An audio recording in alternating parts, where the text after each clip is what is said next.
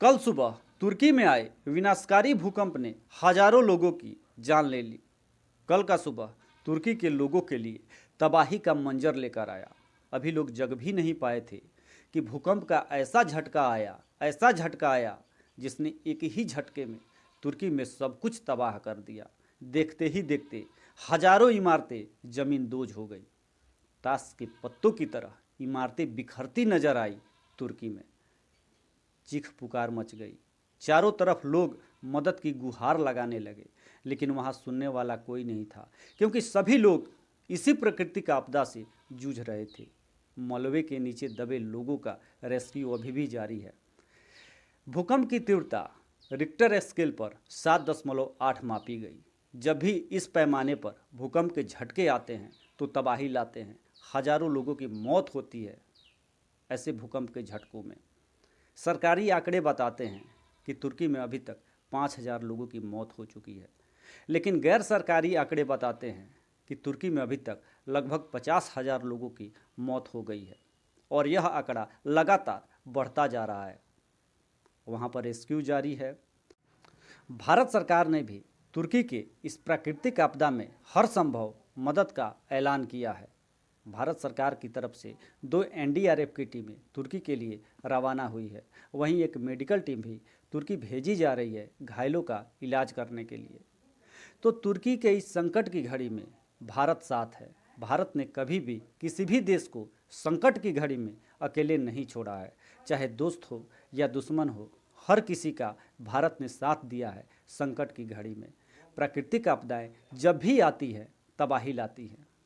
मानव सभ्यता प्राकृतिक आपदाओं के सामने घुटने टेक देती है। चाहे विज्ञान जितनी भी तरक्की कर ले, लेकिन फिर भी प्रकृति का सामना नहीं कर सकती।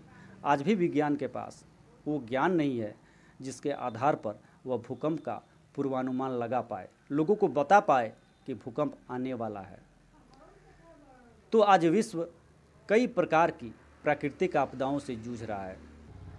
पिछले दिनों अमेरिका में आए चक्रवाती तूफान ने भारी तबाही मचाई।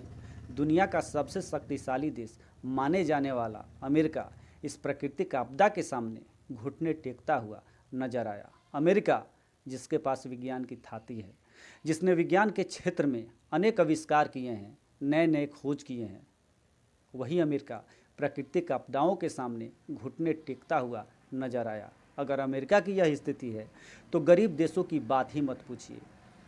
विज्ञान ने काफ़ी तरक्की की है, लेकिन फिर भी आज विज्ञान भूकंप का पूर्वानुमान नहीं लगा पाया है। तो विज्ञान लगातार तरक्की कर रहा है, लेकिन फिर भी प्रकृति का सामना नहीं कर सकता। प्रकृति के साथ विज्ञान ने छेड़छाड़ किया है, मानव सभ्यता ने छेड़छाड़ किया है, जिसका खामियाजा आने वाले समय में मानव सभ्यता को भुगतना पड़ेगा। चाहे बाढ़ की बात हो, सूखे की बात हो, सुनामी की बात हो, भूकंप की बात हो, ये जितनी भी आपदाएं आज आ रही हैं, कहीं ना कहीं विज्ञान इसका कारण है। मानव सभ्यता विकास के दौर में इतना अंधा हो चुका है कि प्रकृति को लगातार नुकसान पहुंचा रहा है।